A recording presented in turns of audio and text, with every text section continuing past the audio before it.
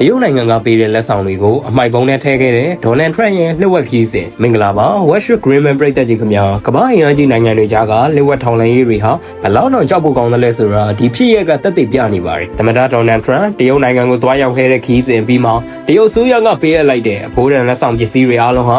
F1 လေယာဉ်ပေါ်မရောက်ပဲလေယာဉ်အောက်ကအမိုက်ပုံးတွေကိုရောက်ရှိသွားခဲ့ပါတယ်။ဘာကြောင့်ဒီလိုအဖိုးတန်ပစ္စည်းတွေကိုအမိုက်လိုပြစ်ချခဲ့ရတာလဲ။ဒါဟာတရုတ်ရဲ့ cyber သရှိုးတွေကိုကြောက်လို့လားအသေးစိတ်ကိုစက်ကြည့်လိုက်ကြရအောင်။ပြီးခဲ့တဲ့မေလ16ရက်နေ့သတင်းတွေအရသမ္မတဒေါ်နယ်ထရန့်ဟာတရုတ်နိုင်ငံကနေအမေရိကန်နိုင်ငံကိုပြန်ကန်ဒီမှာအိမ်ဖြူတော်ရဲ့လုံခြုံရေးအဖွဲ့ဟာတော်တော်လေးကိုတင်းတင်းကြပ်ကြပ်လှုပ်ဆောင်ခဲ့တယ်လို့တွေ့ရပါတယ်။တရုတ်အာဏာပိုင်တွေကအမတ်တရပေးလိုက်တဲ့လက်ဆောင်ပစ္စည်းတွေကွန်ပျူတာစိတ်တွေရင်ထိုးတွေကအစအကုန်လုံးကိုလေရင်ပေါ်ပေးမတင်ပဲလေရင်လေကအောက်ကအမိုက်ပုံးကြီးတွေကိုစွပစ်ခိုင်းခဲ့တာပါ။ဒါတွေမကသေးပါဘူး။ခီးစဉ်အတွင်းမှာသတင်းထောက်တွေနဲ့ဝန်ထမ်းတွေကိုအသုံးပြုဖို့ပေးထားတဲ့ယာယီဘန်နာဖုန်းတွေအပြင်တရုတ်နိုင်ငံထုတ်မြည်သည့် electric ပစ္စည်းကိုမှလေရင်ပေါ်ပေးမယူခဲ့ပါဘူး။ American လှုပ်ဝက်ထောက်လှမ်းရေးအဖွဲ့တွေကလေရင်လေကားထင်နာမှာတွေတယောက်ချင်းစီကိုတင်းတင်းကြပ်ကြပ်စစ်ဆေးပြီးပစ္စည်းမှန်သမျှအမှိုက်ပုံးနဲ့ပစ်ခိုင်းခဲ့တာဖြစ်ပါတယ်။ဘာကြောင့်ဒီလောက်တော့ဂရုစိုက်နေရလဲဆိုရင်အဖြေကရှင်းပါတယ်။ Cyber သရှိုးကြောင့်ပါ။ American အစိုးရဟာတရုတ်နိုင်ငံရဲ့နည်းပညာနဲ့စောက်ကြည့်ထောက်လှမ်းနိုင်စွမ်းကိုအထူးစိုးရိမ်နေတာပါ။ဒီလက်ဆောင်ပစ္စည်းတွေထဲမှာပဲဖြစ်ဖြစ်